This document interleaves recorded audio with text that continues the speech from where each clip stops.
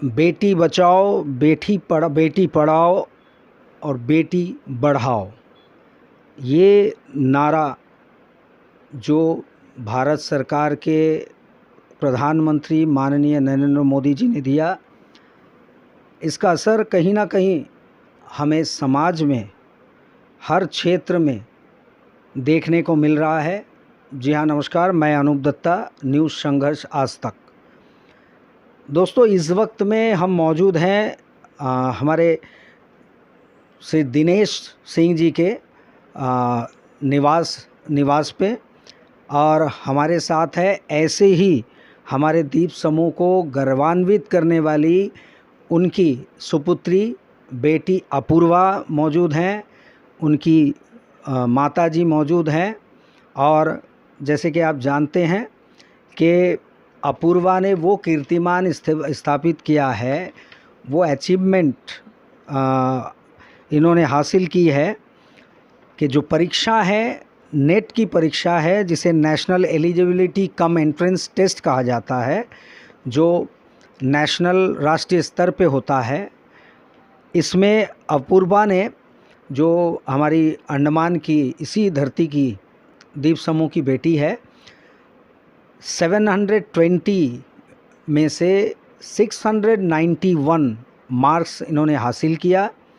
और all India में जो रैंकिंग रहे इनके, वो 219वां रहा, 219th जो रैंक रहा उनका।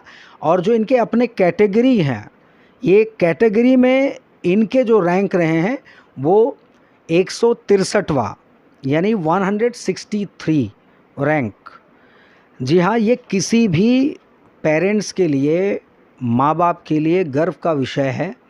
और बेटियां हर वक्त कहीं ना कहीं ये साबित करती जा रही हैं कि वो पुरुषों से किसी भी क्षेत्र में कम नहीं है। आज हम मौजूद हैं अपूर्वा और उनके परिवार के साथ में, और बातचीत करेंगे, अपूर्वा से जानेंगे कि उनको ये जज्बा, ये करेज, पढ़ने की भावना कैसे उत्पन्न हुई, और पेरेंट्स से भी कुछ बातचीत करेंगे और आपको भी ये जानकारी देंगे कि एक पेरेंट्स को हमारे समाज में आज के वर्तमान काल में किस तरीके से बच्चों के साथ बर्ताव करना चाहिए, बच्चों को मोटिवेट करना चाहिए, उनका साथ कितने स्तर तक देना चाहिए, ये तमाम बातें करेंगे। सबसे पहले अपूर्वा, आपको बहुत बहुत मुबारकबाद। धन्यवाद। हाँ अपूर्वा, सबसे पहले हमें ये बताइए कि आपको ऑल इंडिया में जो रैंक हासिल हुआ है 219वां, तो पहले आप क्या महसूस करिए ये बताइएगा, और साथ में ये बताइएगा ये भावना कि मुझे नेट ही क्लियर करना है, हाँ, और ये भावना किस वक्त और किस रूप में आई? नीट क्लियर हो गया है, 219 रैंक आ गया है, खुशी तो बहुत है। सोचा नहीं था इतना अच्छा होगा सोचा था, बट ड्रीम फुलफिल हो जाएगा ऐसे, इतने अच्छी तरीके से हो जाएगा ये तो नहीं सोचा था। और दूसरा, नीट क्यों चुना, तो एज इन शुरू से, बचपन से नहीं था कि नीट ही लिखना है। बहुत कुछ सोचा है, बहुत कुछ बनना था, बीच में इंजीनियर बनना था, एक टाइम तो पेस्ट्री शेफ बनना था। अच्छा। लेकिन ओवर टाइम ऐसे हो गया कि मे बी इसलिए क्योंकि मेरी फैमिलीज़ में इंजीनियर्स की कमी नहीं है। On the either sides of my family tree बहुत इंजीनियर्स हैं, तो लेकिन डॉक्टर्स की कमी है, गिन चुन के डॉक्टर्स हैं हमारे फैमिलीज़ में। तो शायद वो एक जो गैप था फैमिली में, उसको फुलफ़िल करने के लिए मुझे फ़ील आई कि नहीं, घर में डॉक्टर होना चाहिए, तो मुझे मेडिसिन ही करना था। तो फिर नीट था, ऑफ कोर्स एक ही रास्ता था, तो नीट चुना। मतलब इंजीनियर्स का पलड़ा काफ़ी भारी था, उसको समान रूप देने के लिए आपने ये चुना? हाँ, ऐसा ही कुछ। हाँ? इंजीनियर्स की कमी नहीं है, मैथ्स पढ़ने वालों की कमी नहीं है हमारे घर में, जी। तो मैं एक बायो वाली निकली, कहीं से तो निकली, तो हाँ, ऐसे ही। चलिए, और हमें ये बताइए कि आपको अपनी तैयारी के दौरान क्या क्या चीज़ें चैलेंजेस फेस करनी पड़ी और तैयारियां किस रूप में आपने की, किस तरीके से? ऐसे तो मैं वैसे स्टडीज़ में नॉर्मली अच्छी थी, मे बी जैसे लोग बोले अबव एवरेज थी, लेकिन स्पेसिफिकली नीट के लिए पढ़ना शुरू किया 11th से। 10th की रिज़ल्ट आई, उसके बाद अनफॉर्चुनेटली लॉकडाउन लग गया था हमारे रिज़ल्ट के जस्ट कुछ दिनों में। तो मैंने पहले से डिसाइड कर लिया था कि मैं कोटा जाऊंगी, तो मैंने 9th-10th में स्कॉलरशिप एग्ज़ाम्स लिखे थे। तब अंडमान में किसी भी कोचिंग इंस्टीट्यूट के, नेशनल कोचिंग इंस्टीट्यूट्स के एग्ज़ाम्स नहीं होते थे स्कॉलरशिप, तो वो लिखने के लिए हम अंडमान से चेन्नई जाते थे, एक दिन के लिए वहाँ रहते थे, लिख के फिर आती थी मैं। 2 साल मैंने किया, तो वहाँ पे मुझे स्कॉलरशिप्स मिले और एग्ज़ाम्स के थ्रू। और फिर उन्होंने मुझे सजेस्ट किया कि अगर आपने अंडमान छोड़ दिया और चेन्नई आ गए, तो आपने तो घर पहले ही छोड़ लिया, तो अगर आप चेन्नई जा सकते हो तो आप कोटा क्यों नहीं जा सकते, जो कि हार्ट मानी जाती है, कोचिंग इंस्टीट्यूट का हब माना जाता है। तो तब डिसाइड किया कि कोटा जाना है, राजस्थान जाना है। तो मैं 10th के रिज़ल्ट के बाद मैं कोटा जाने वाली थी, पर अनफॉर्चुनेटली जो लॉकडाउन की वजह से नहीं जा पाए। तो 11th तो मैंने घर पे बैठ के पढ़ी। तो एक सबसे बड़ी प्रॉब्लम तो शुरू में यही थी, इंटरनेट। वो रोज़ क्लास डालते थे और यहाँ पे तब ऑप्टिकल फाइबर केबल नहीं था, तो सिग्नल वाली प्रॉब्लम तो रहती थी, इंटरनेट नहीं रहता था, बफरिंग होती थी। हाँ जी, बोलिए। तो उसका एक ही सलूशन मिला। 2-3 दिन तो मैंने सुबह बैठ के पढ़ने की कोशिश की, नहीं हुआ मेरे से। तो फिर मैंने डिसाइड कर लिया कि मैं जब रोज़ रात को सब सो जाते थे, तो मैं 11:30 बजे पढ़ने बैठती थी, सुबह 6:30 तक पढ़ती थी और फिर 6:30 बजे सोती थी, 12 बजे उठती थी। तो मैंने उस पढ़ने के लिए मैंने अपना शेड्यूल चेंज कर दिया था। मेरा पूरा क्लॉक उल्टा चलता था, तो काफ़ी बार तो ऐसे भी होता था कि पेरेंट्स घर पे होते थे, मैं बात नहीं कर पाती थी, क्योंकि वो ऑफ़िस में रहते थे और तब मैं जागती थी, और जब वो सो रहे होते थे तब मैं जागती थी। वो कैसे-कैसे स्ट्रगल करके 3 महीना पढ़ा मैंने, फिर लकीली ऑप्टिकल फाइबर केबल आ गया, तो तब थोड़ा स्टेबिलिटी आया कि मैं नॉर्मल बच्चों के जैसे पढ़ रही थी। मुश्किल तो हुई, क्योंकि बचपन से ऐसे पढ़ा है मैंने कि नॉर्मली क्लास टॉपर रहती थी, या फिर अच्छे स्कोर आते थे, क्लास टॉपर ना भी हों। तो लेकिन वहाँ जाने के बाद ऐसा हो गया कि हर बच्चा ही क्लास टॉपर है, जो आता है वो अच्छा पढ़ता है, तभी उसके पेरेंट्स ने उसको लाया है वहाँ पे।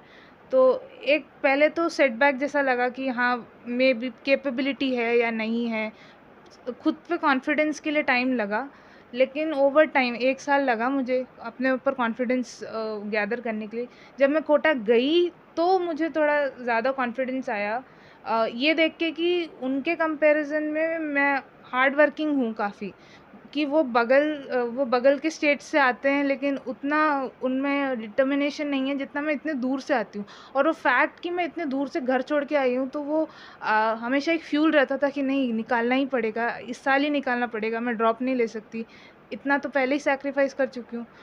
और साथ में ये कि एक है, हम मैंने ये नोटिस किया कि अंडमान के बच्चों में जितना डिसिप्लिन है, शायद किसी स्टेट्स के बच्चों में उतनी ऑनेस्टी, उतना हम ह्यूमिलिटी नहीं है।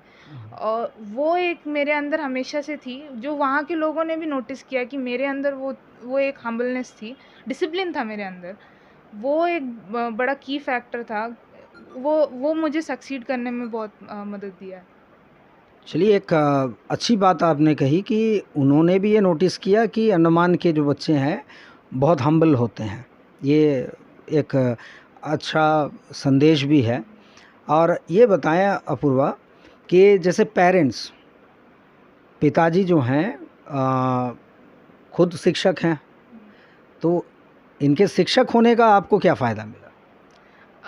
सबसे बड़ा फ़ायदा तो ये था कि मेंटल स्टेबिलिटी मुझे सबसे ज़्यादा मिली, क्योंकि हैं वो फ़िज़िक्स टीचर, तो एज़ इन रेगुलर फ़िज़िक्स के डाउट्स तो कम पूछती थी मैं, कोचिंग इंस्टीट्यूट से कर लेती थी। लेकिन जब भी मेरा मोरल डाउन हो जाता था या एंग्ज़ायटी अटैक्स हो जाते थे मुझे, सबको होता है, यहाँ वालों को भी होता होगा, वहाँ के बच्चों को भी होता है, मुझे भी हुआ है। तो वो एक वो एक पार्ट था जहाँ साइकोलॉजी की जो स्टडी टीचर्स को कराई जाती है, वो एक सबसे बड़ा मेरे लिए प्लस पॉइंट वो था कि मेरे पापा घर पे मेरे काउंसलिंग कर लेते थे, तो वो मेरे को मेंटल स्टेबिलिटी में प्रॉब्लम नहीं आती थी। जब आती थी तो वो थे तो मेरे पास। साइकोलॉजिकल जो हाँ, सपोर्ट है वो आपको वो काफ़ी मेरे मिला। को वो फैक्टर एक था मेरे पास हमेशा से। और मम्मा है कि मम्मा मतलब बिलीव करती हैं, वो मतलब जो बिलीव कर लिया तो मान लेती हैं। उन्होंने मान लिया कि मुझे रैंक अच्छी आएगी तो आएगी, मैं ना मानूँ तो भी वो मान लेंगी। तो फिर अल्टीमेटली ऐसे ना वो मोरल डाउन होने नहीं देती। एक है कि मोरल डाउन होने नहीं देती, हो जाता तो पापा सँभाल लेते थे।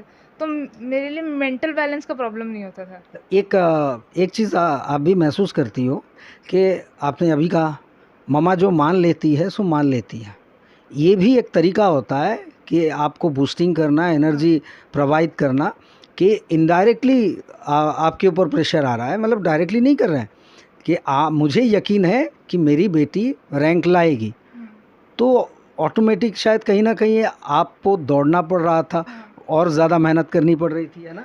हाँ, वो मतलब वो अपेरेंटली दिखता नहीं है कि वो प्रेशर है, बिल्कुल indirectly वो लेकिन pressure है। हाँ, लेकिन वो रहता है। उन्होंने मान लिया कि मुझे दिल्ली में कॉलेज मिलेगा।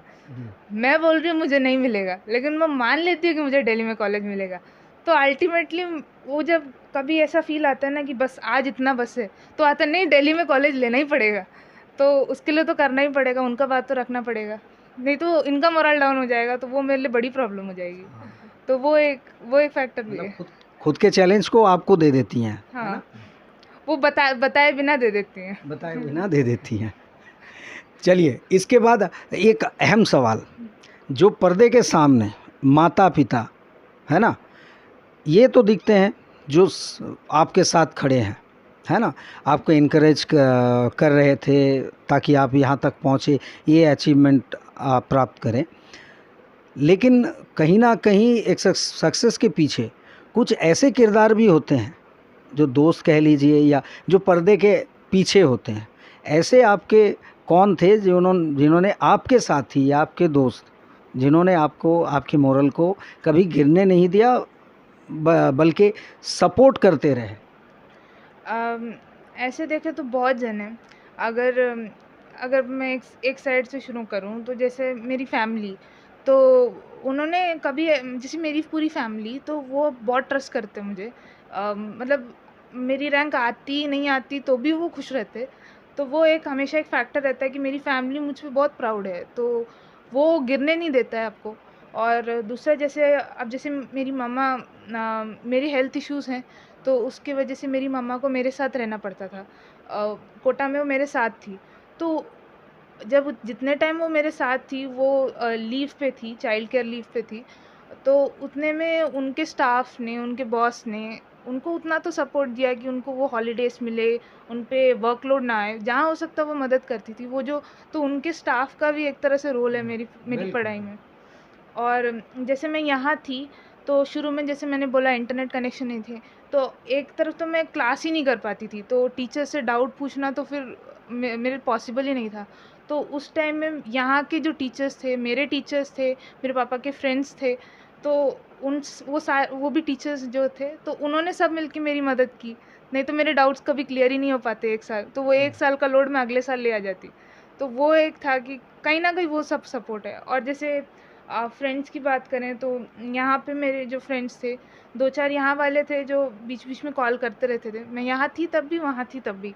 तो वो क्या है ना कि वो एक ऐसे थे कि वो मेरे फ़ील्ड से नहीं थे। अब जब वो मेरे फ़ील्ड से नहीं है तो मुझे कैसे भी हमारा दोनों का टॉपिक मिक्स नहीं होता था, स्टडीज़ वाला टॉपिक मिक्स नहीं होता था। तो एक एक पॉइंट ऐसा आता था कि एक रिलैक्सेशन का एक पॉइंट आता था कि नहीं, एक पॉइंट के लिए मैं भूल जाती थी कि मैं नीट कर रही हूँ, मैं दोस्तों से बात कर रही हूँ, तो माइंड फ्रेश हो जाता था। तो इसलिए मेरे पेरेंट्स भी कभी ऐसे, अगर मैंने दोस्त मेरे को कॉल करते थे, तो कभी भी ऐसे नहीं होता था कि हम 10 मिनट में कॉल रख दें। हम 1 घंटे बात करते थे, हम 1.5 घंटे बात करते थे, और पेरेंट्स भी नहीं रखते थे क्योंकि उनको मालूम था ये ज़रूरी है मेंटल स्टेबिलिटी के लिए। और फिर वहाँ भी ऐसे दोस्त बने जो राजस्थान से दोस्त बने, महाराष्ट्र से दोस्त बने। वो ऐसे दोस्त बने जिन्होंने उतना कंपटीशन होने के बाद भी वो जैसे मेरा इन्फॉर्मेशन उनको जाता था, उनका इन्फॉर्मेशन मुझे आता था, तो एक साथ हम लोग एक साथ पढ़ के रिजल्ट लाए। उनके रैंक्स भी अच्छे आए, मेरे भी अच्छे आए, तो अगर हम एक दूसरे की मदद ना करते तो शायद ना आता। तो उसका कंटेंट मुझे आया, मुझे मेरा कंटेंट उनको गया, तो उन दोस्तों की भी बड़ी इसमें रोल है। और कहीं ना कहीं एक संदेश कि एक दूसरे की मदद की भावना इंसान में होनी चाहिए। हाँ, कंपटीशन तो हर जगह है। अगर सिर्फ हम कंपटीशन को लेते जाएंगे तो कहीं नहीं पहुंच पाएंगे, कंपटीशन ही मार डालेगा हमको। तो वो है कि एक दूसरे की मदद तो करनी चाहिए। वहाँ भी जैसे कहीं कहीं कोचिंग में बोलते थे लोग कि कंपटीशन है, इंफॉर्मेशन शेयर नहीं करना चाहिए, लोग भी सस्पिशियस होते हैं। मैंने बोला यहाँ के बच्चे हम्बल होते हैं, वहाँ के उतने नहीं होते, सस्पिशियस होते हैं। तो वो भी एक फैक्टर है, लेकिन फिर भी मैंने दोस्त बनाए, मैंने इंजॉय किया। मैंने ऐसे नहीं कि मैंने तपस्या करके आई, लोग बोलते हैं तपस्या करते हैं, तो मैंने तपस्या नहीं की, मैंने इंजॉय किया। मैंने ऐसे दोस्त बनाए कि जो ज़िंदगी भर मेरे दोस्त रहेंगे। बहुत अच्छी बात। अब हम जानेंगे पेरेंट्स से आपके, कि आपसे ये जानेंगे कि आपकी बेटी अपूर्वा, ये व्यक्तिगत घर पे बेटी कैसी है, और साथ में बाकी तमाम पेरेंट्स को आप क्या बताना चाहेंगे कि बेटी पढ़ाओ बेटी बढ़ाओ, ये जो नारा है, स्लोगन ऐसे ही नहीं आ जाता, इसके लिए पेरेंट्स भी कुछ, उनकी भी जिम्मेदारी होती है। तो बेटी कैसी है ये बताइए, और संदेश क्या है? हाँ, मैं ये बोलूँ कि एवरी चाइल्ड इज स्पेशल। सभी बच्चे स्पेशल होते हैं और सब में क्वालिटीज़ अलग अलग क्वालिटीज़ होती है। तो एज ए पेरेंट मैं ये कहूँगी कि सबसे पहले आप अपने बच्चे में क्या खूबी है उसको पहचानें, आप उसको नर्चर करें। जैसे मैंने किया, मेरी बेटी में कई तरह की खूबियाँ थी। ड्राइंग में वो बहुत अच्छा करती है, ड्राइंग थी उसका, आई मीन उसके लिटरेचर भी बहुत अच्छे हैं। उसका बात करने का, आई मीन किसी को फेस करे तो कैसे फेस करना है, कैसे बोल्डली उसको उससे बात करना है, किसी भी सिचुएशंस को कैसे टैकल करना, better than me she nose. तो मैं यही कहूँगी, मेरे तरफ से यही रहता कहूँगी कि आप अपने बच्चों को सबसे पहले पहचानें, उसमें जो काबिलियत है उसको पहचानें, उनको नर्चर करें, और आप अपनी भावनाओं को उन पर ना थोपें। हाँ, जैसे मैंने उनको कहा कि रैंक तुम लाओगी रैंक, वो तो मेरी इच्छा थी, उसने उसको ऐसे चैलेंज टेकअप कर लिया। ऐसे नहीं करना, ऐसा पेरेंट्स कर सकते हैं, बट सब तो चाइल्ड की उसको कैसे टेकअप करता है। तो मैं यही कहूँगी कि आप अपने बच्चे को समझें, बच्चों को नर्चर करें, उनको एनवायरनमेंट दें, वो अपने आप डेवलप कर लेंगे अपने से क्वालिटीज़। बहुत खूब। अब हम दिनेश जी से जानेंगे। आपको बधाई सबसे पहले, और बेटी ने ये मुकाम हासिल की, और इसके बाद वो जिस क्षेत्र में भी जाना चाहेंगी वो भी पूछूंगा मैं, उसके लिए भी आगे के लिए शुभकामनाएं रहेगी।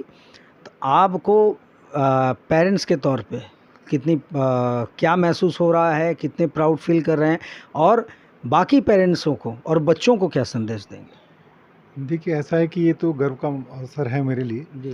कि बेटी ने इतना अच्छा परफॉर्म किया, एक ऑल इंडिया रैंकिंग लाई है।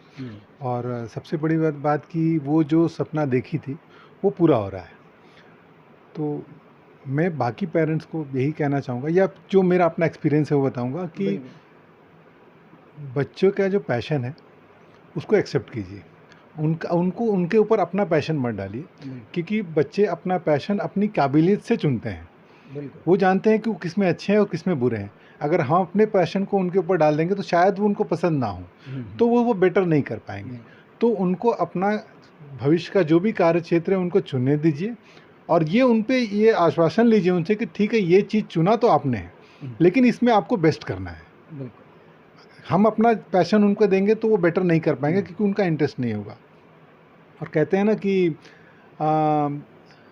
जो हम सोचते हैं और जो हमारा शौक़ होता है वही हमारे सपने में आता है। तो बच्चों को सपने देखने दीजिए, लेकिन ये सुनिश्चित कीजिए कि वो उन सपनों के लिए उतना कार्य करें ताकि वो सपने साकार हों।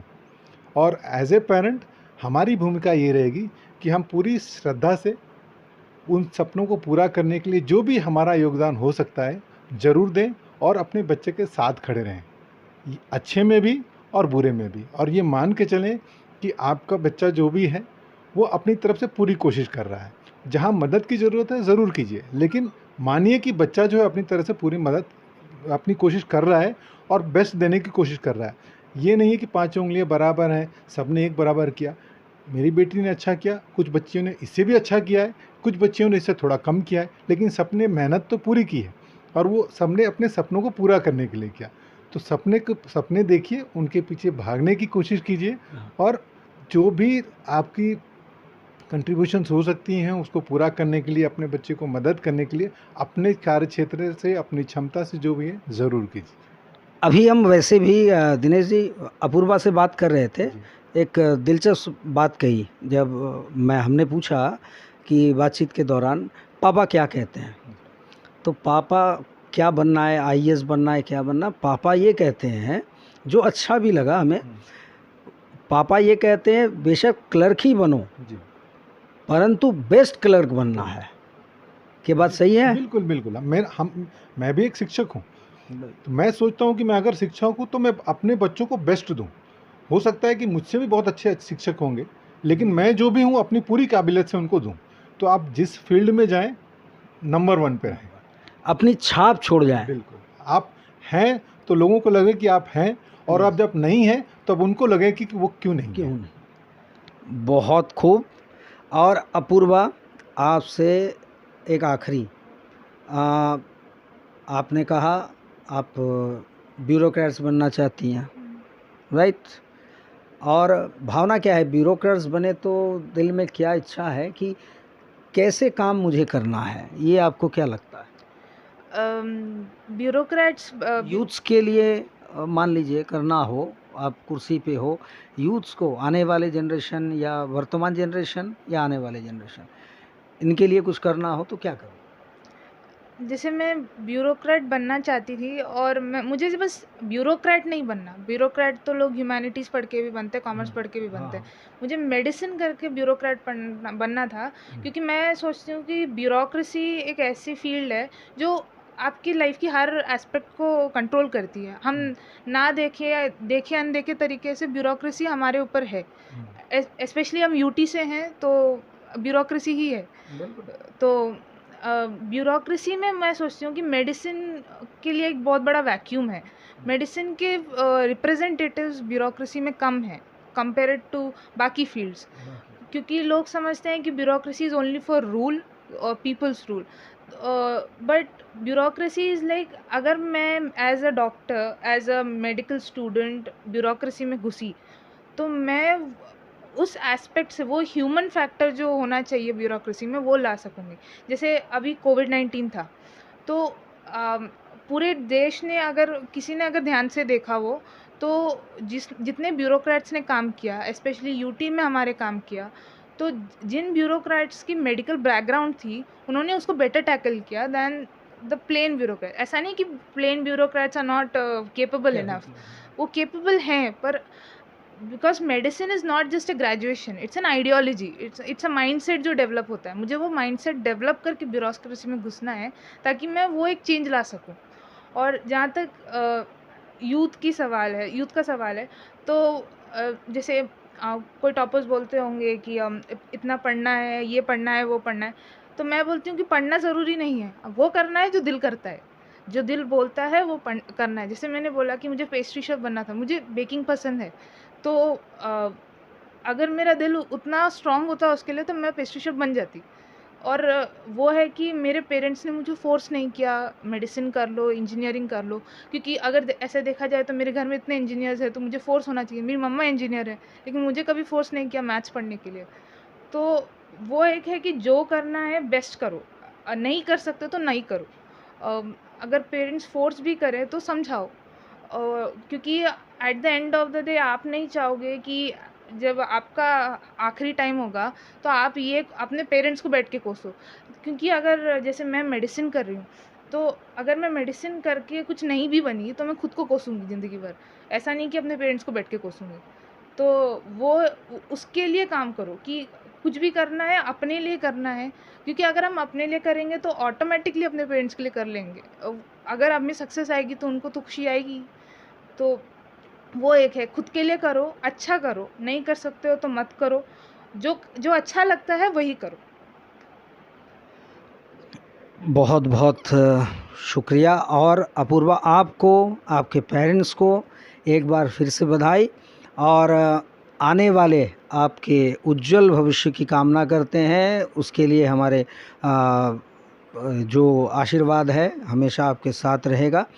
और आपने सुना अपूर्वा को, हमारे दीप समूह की बेटी को, इसके विचार सुने और कैसे जर्नी शुरू प्रारंभ हुई और उसके बाद ये अचीवमेंट, और कहीं ना कहीं पेरेंट्स किस तरह के होने चाहिए, पेरेंट्स की सोच कैसी होनी चाहिए, उनकी जिम्मेदारी बच्चों के प्रति कैसे होनी चाहिए। शायद अपूर्वा के माता पिता की बातें आपने सुनी, कुछ अंदाज़ा आपको हुआ होगा।